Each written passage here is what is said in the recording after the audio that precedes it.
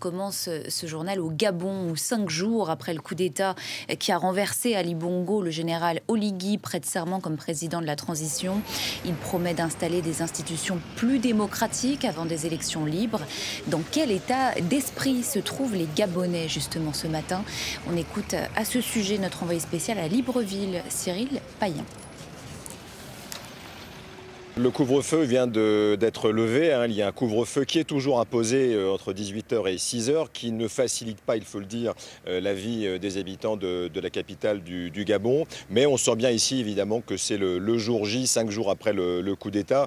Alors oui, pour répondre à votre question, après les scènes de liesse populaire, avec ce parfum de liberté ou d'indépendance qu'on avait un peu retrouvé juste quelques heures après l'annonce du coup d'État, on a vu ces images, évidemment, des généraux, des militaires putschistes accueillis par cette liesse populaire. Bon, tout cela, franchement, est un peu retombé. On est plus dans une forme d'attentisme prudent sur ce qui va être annoncé aujourd'hui avec l'investiture du général Brice Oligui Nguema, puisque, évidemment, si le général, le futur président donc de cette transition et de cette période de transition qu'on annonce qu'il n'y a pas de véritable calendrier, d'où cette prudence de la vie générale dans la population.